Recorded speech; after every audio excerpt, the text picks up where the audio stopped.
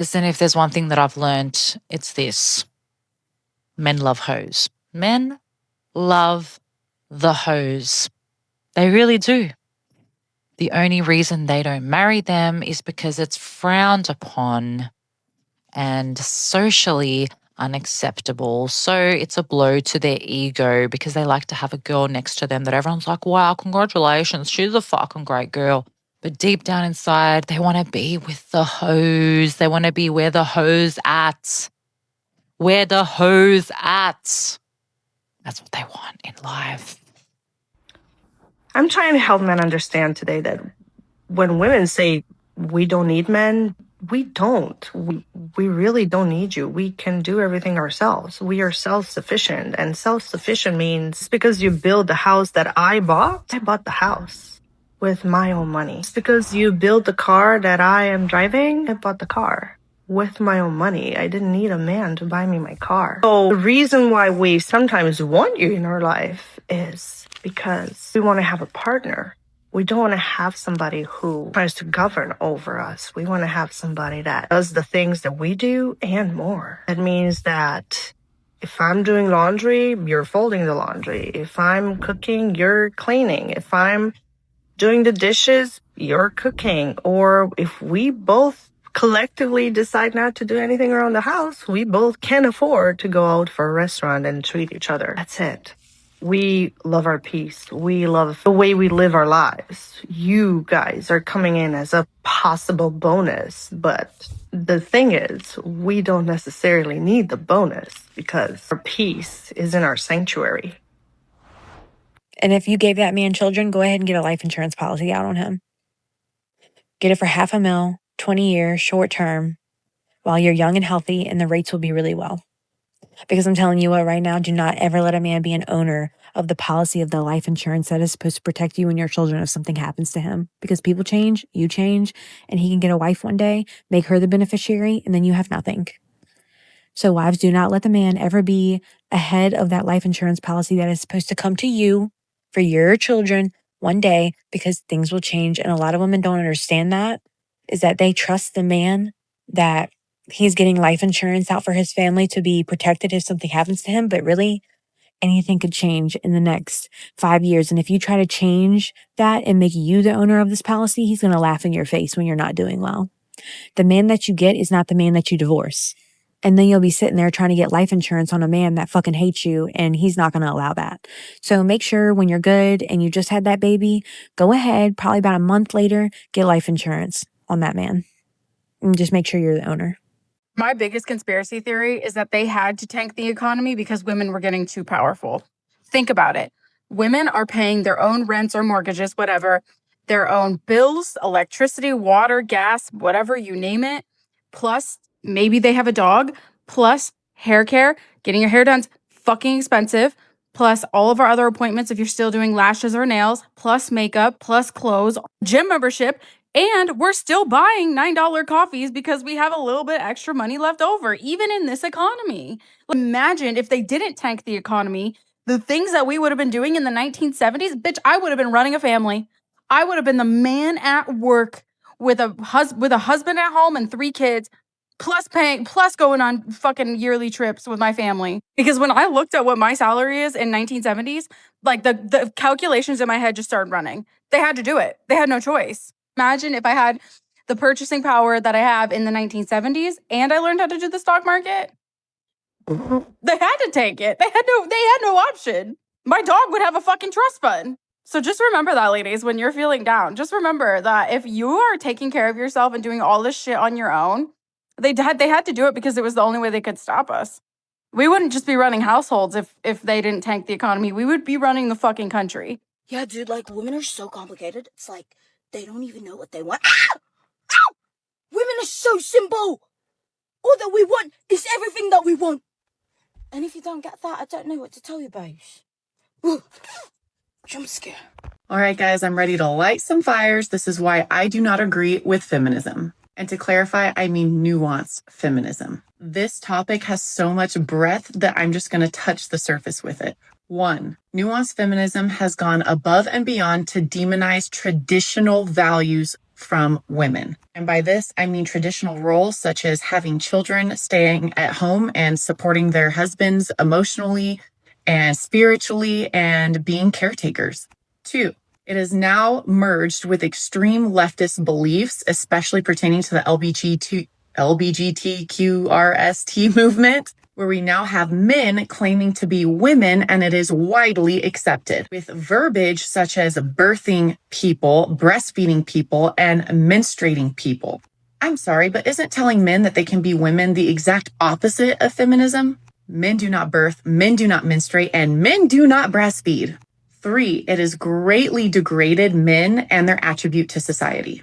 Feminism is supposed to be advocating for rights for women.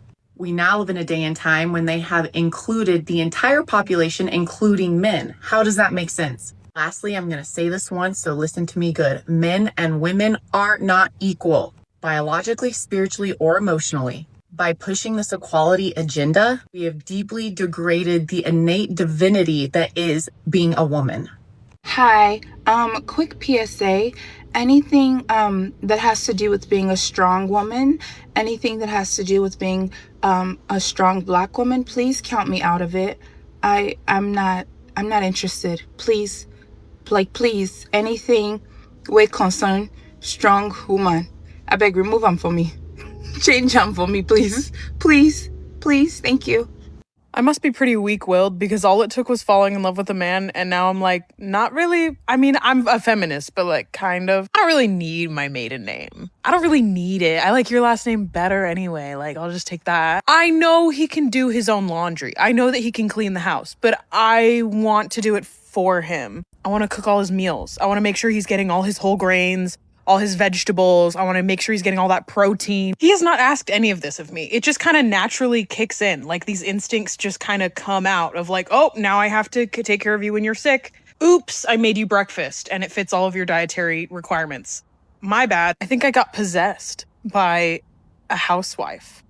Is that what happens when you just get possessed? What's the equivalent for men? What do you turn into? Do you turn into like a father? I don't know. It's growing up is strange. That moment when you realize the feminine movement was just a government scam to double their workforce and tax income, baiting women with false empowerment to train up our children and raise them into their system to destroy the family unit, caging 2 birds with 1 stone, the mother and the child. This might be misandrous to say, but I don't really care. When I see a man who can't do something, yikes on bikes. I wish I had more grace, but I don't. Listen, I'm judging you because here's the deal. The world was designed with you in mind. Okay? Everything, every day, everywhere was developed with you and your success at the forefront. Every system, structure, and you can't navigate a roundabout. You can't file your taxes on TurboTax.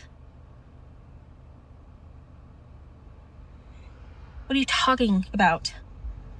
Don't even get me started on men who don't know how to be fathers to their own children. What do you mean you don't know the pediatrician's name? Is that not your baby? Did it not take 2 to tango? I'm confused. I just... And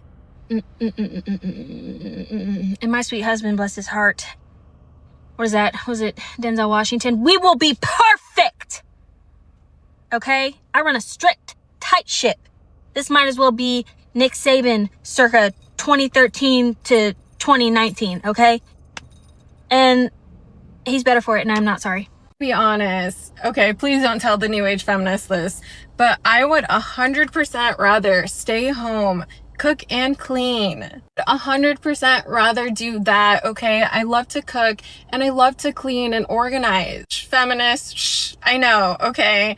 I love to cook good food, and I love to clean, and I love to do it for my man. Truly, I do. However, if that's expected outside of marriage, hard pass. Actually sounds like you're taking care of a child. But the look on a man's face, would you cook for him, clean for him, do anything to please him? That's what it's all about. Having him admire you with his blissfully happy eyes. It melts your heart. There's just something in me as a woman that makes me feel like this whole trad wife living isn't such a terrible thing. Why did we actually want to work? What was the idea or perspective of pursuing a career. There is nothing more satisfying than having a man that takes care of you. A gentleman that provides for you. You don't have to worry about anything. If you do that, I'll cook and clean all day. Why would I complain? I'll make you an incredible 5-course meal if it means I can stay at home. What do we fight for again as women? Because I'd much rather be exhausted from cooking and cleaning for my family than be exhausted as a career-driven woman working a job I don't like. So hate me all you want, but I'd 100% rather stay home and be provided for by my man and take care of him in return. Men are laborers, not leaders. Leadership requires foresight, executive function, and accountability for outcomes. Men are operating in execution roles, following directions, completing assigned tasks, not being responsible for the final outcome of anything beyond themselves. So explain to me how someone who is not leading anywhere else in their life suddenly expects to come home and be the head of the household. A home requires constant foresight. We're planning, anticipating needs, coordinating schedules, regulating emotions, managing logistics. Women have been carrying that load for centuries. That is leadership. So no, being louder, stronger, more entitled doesn't make you a leader. If you're not carrying the responsibility, you don't get the authority, okay? Leadership isn't a title that you claim. It's a burden that you carry. And if you're not carrying it, you don't get to call yourself the head. Highest divorce rates, 2 women. Lowest divorce rates, 2 men. Highest rates of domestic violence, 2 women. Lowest rates of domestic violence, 2 men. 75 to 80% of divorces filed by women. Top reasons: boredom, unhappiness, no longer compatible. Highest rates for maltreatment of children, by women. Women consume social media at a far higher rate than men. Women are also 3 times more likely to deal with mental health issues than men. When you share these statistics, you are automatically labeled a misogynist pick-me who hates women, but fortunately, I care more about truth than being accepted by the sisterhood. I'm also not a girl's girl, I'm a woman's woman, which means taking radical responsibility and accountability for my own gender.